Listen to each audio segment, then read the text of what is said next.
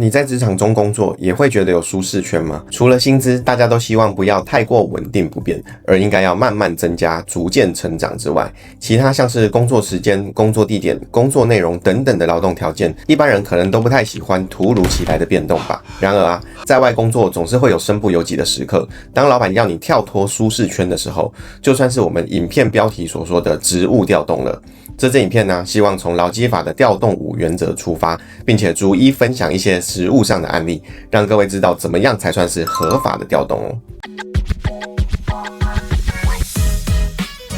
Hello， 大家好，我是 Sean， 欢迎回到 Workforce 劳动力量。讲到职务调动，对于劳动法令稍微有点了解的 HR 或劳工，应该就会马上想到劳基法第10至1条的调动5原则了吧？在这条规定之中啊，明确写到雇主调整劳工的工作时，除了不能有违反劳动契约的约定之外，还需要符合法定的5大原则，分别是职务调动需要有正当性，不能有不当的动机；劳动条件不能有不利劳工的变更；调动后的工作必须是劳工可以胜任的。调动后的工作地点如果太远的话，要有适当的协助，以及最后呢是调动时要考量劳工与其家庭的生活利益等等。依照实务上的见解啊，雇主只要对核心的劳动条件进行了具有实质影响的变更，像是从主管职调整为非主管职，变动工作地点导致通勤时间显著增加，或是薪资结构有明显对劳工不利的调整等等，都可能会被认定是属于职务调动，而必须接受劳基法第10至1条所定的5项原则的检验。这个时候啊，劳工如果认为调动不合法，就应该要具体指出变更了哪些契约的核心内容，以及具体来说是如何违反了调动5原则，才能有效的来主张自己的权利了。接下来啊，我们就来逐一从法定的各项原则解析，并且分享一些实务上的相关案例，让各位参考参考吧。第一个原则是雇主调整劳工职务的时候，需要是基于企业经营上所必须，而且不能有不当的动机与目的。换句话说，当有争议发生的时候，雇主就必须能够透过各项的资料来证明职务调动是具有正当性与必要性的。反之呢，当劳工认为职务调整根本不是因为业务所需，而是因为其他的潜在因素，像是雇主刻意刁难员工啊，或甚至有逼迫离职等等的情况，也不能只单纯提出这些质疑，而需要有更客观的事证来支持自己的说法，未来才有机会能够主张自己的权利。举一个可能稍微知名的案例吧，某一家新闻媒体的主播被指控对其他同事有不当侵害私人物品的行为，而公司也依照职安法的规定启动了职场不法侵害的调查。后来公司为了避免不法侵害的情形持续发生而影响了团队气氛，因此呢就将该主播的职务调整为资深文字记者的职务。虽然薪资等等的条件并没有变更，但毕竟从主播转任为记者的职务，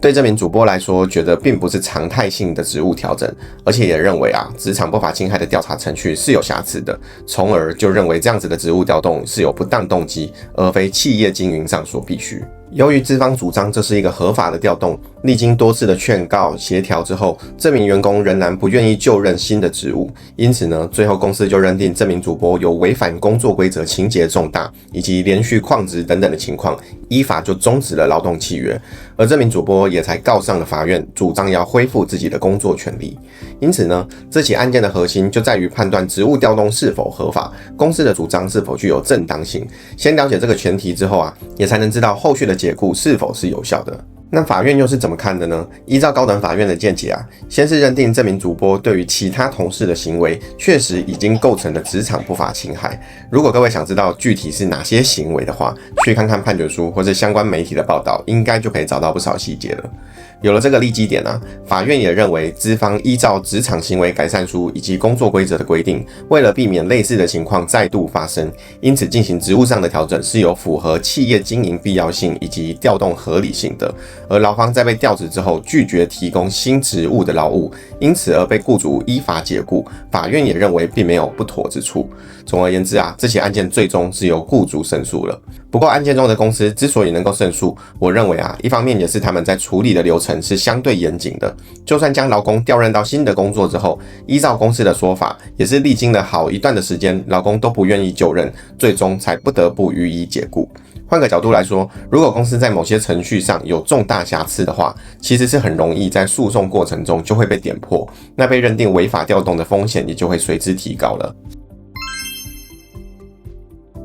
第二个原则是更常见的争议类型的，那就是雇主调整劳工职务的时候，对于薪资等等的劳动条件不能有不利的变更，像是片面减薪啊、薪资结构大幅改变等等，都是很常见的违法情形。记得我前面提过的主播案例吗？其实针对薪资的部分，在争议过程中，劳资双方也都有提出自己的主张。公司在把主播调离职务之后，就不再发给了每月1万元的主播津贴，但同时又有增加发给一样金额的其他津贴，可见公司啊，就是为了避免被质疑有劳动条件的不利变更，所以才做出这样子的决策。而法院也认为，既然调动前后的薪资总额是相同的，公司也就没有违反第2款的调动原则了。那我们来看看雇主败诉的案例吧。某家通讯公司的员工原本是在中南部的营业部担任助理的职务，工作内容为幕僚、行政的性质，上班时间则是朝9晚6。后来公司因为营运的考量，要裁撤掉这个中南部的部门，而直接将员工调任到嘉义某一间通讯行门市担任门市人员。因此劳方就认为调动前后的工作内容与工作时间是完全不同，薪资也有明显的降低，加上公司又有其他违法的行为，进而依照劳基法的规定，主张不经预告终止劳动契约，并且请求发给资遣费。资方在诉讼的过程中，主张就算劳工是从营业部助理调任到门市服务，也同样都是行政的相关工作，而且原本的职务是要协助东南部地区各个门市，调职之后反而只需要处理单一门市的工作，所以公司认为工作量是变少了，薪资也没有变动，认为并没有违反调动5原则的规定。法院在审理的时候，为了确认劳工主张依照劳基法第14条终止契约的理由是否适当，自然就需要先审查劳资双方针对劳动条件变动的主张是哪一方比较合理，因此呢，也就细部的来检视各项变动的情形。法院有明确指出，营运部的助理跟单一门市的工作人员在工作内容、工作时间以及薪资上都完全不同，特别是从原本的朝9晚6、周休2日的工作改成了排班制，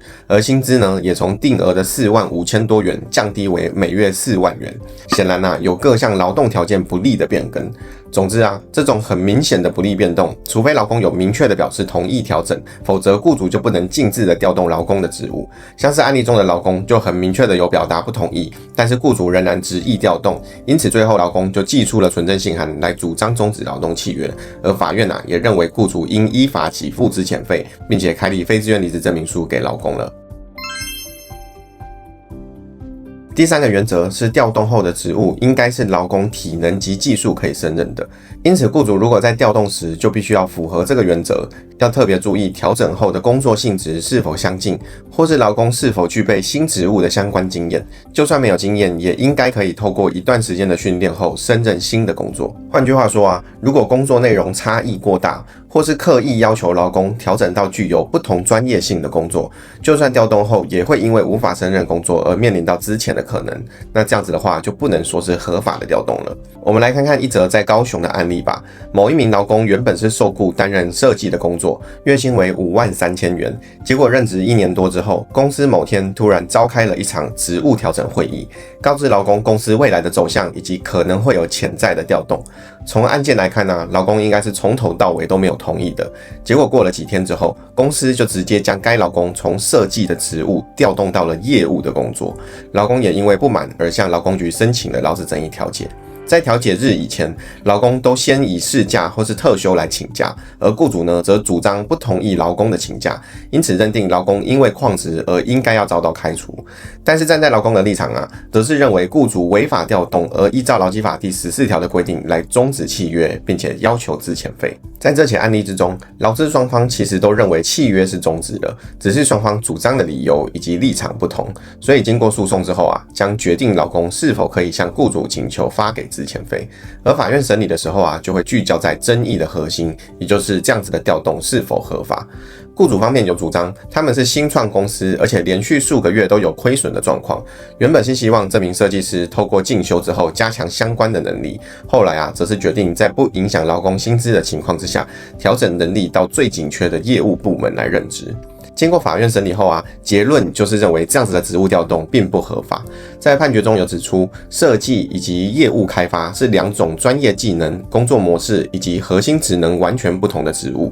劳工原本的专业是绘图设计相关技能，与公司的业务人员需要具有金融、资讯科技背景的关联性是很低的，很难期待劳工经过了相关的教育训练，就可以取得足够的专业知识来胜任公司要调任的业务工作。总结来说，法院认为这样子的调动显然超过了劳工基于原本劳动契约所能合理预期以及胜任的工作范围。既然调动不合法，劳工此时就握有了依法终止契约的权利，而法院也认为劳工在调解日以前的请假并没有瑕疵，因此认定雇主仍应依法给付资遣费给劳工。从案例中看得出来，公司如果以违法的方式调动员工的职务，其实到头来还是躲不了给付资遣费的责任。因此，在调整劳工职务的时候，可能就要再多多考量了。职务调动的第4个原则就是，假如职务调动有涉及到工作地点的变更，而调动的地点过远的时候，雇主就需要提供必要的协助。不过在此其实有2个不确定的概念，那就是什么样的情况会叫做过远，而雇主提供的协助是否具有必要性。发生争议的时候恐怕就只能由法院来介入审查了。其实我过去在2020年的时候就曾经写过一篇文章，在讨论什么样的情况会算是调动距离过远。文章中我提供了4个案例让大家参考，有兴趣的读者们也可以回头再看一下这篇文章哦。从这些个案来看呢，其实也很难找得到一个一致性的标准，所以我个人认为可以从增加的通勤时间来判断调动距离是否过远，而雇主提供的协助也应纳入劳方的意见，才能确定是不是有符合他的需要。这边我也举出其他的实际案例让各位参考吧。某个在台南的保全公司有聘雇保全人员派驻到各个地方来执行勤务，其中某一个劳工原本都是在台南市仁德区的某家企业担任保全，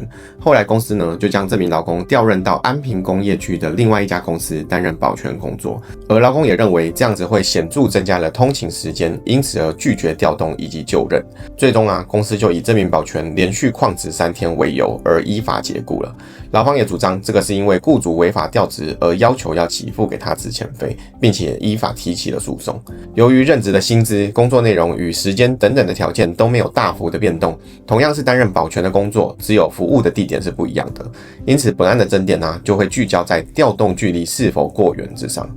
法院在判决中有指出，劳资双方在到职时候的契约有载明劳工同意视业务需要来指派工作，包含了工作轮调、转任或是派驻等等，因此契约并没有限制雇主针对劳方的工作地点调动的权利。接下来则是针对调动5原则的各款逐一来审查了。针对调动地点的部分，法院是以 Google 地图来检视通勤状况的变化。以该名保全员惯用的机车来看，从住家到新的公司，如果用正常的时速来看的话，通勤时间大概会在19分钟以内，就算加上停等红灯的时间，也不会超过30分钟。与劳工主张会增加40分钟到50分钟的论述是不一样的。既然增加的通勤时间不多，法院就认为以社会一般通念来看，还算是可以忍受的范围。而且劳工住家附近也确实没有其他的案场可以调整，最后就认为资方调动劳工的工作地点并没有过远，判决劳方在这个案例中是败诉的。看完了劳方败诉的案例之后，我们也来看一则劳工胜诉的案例吧。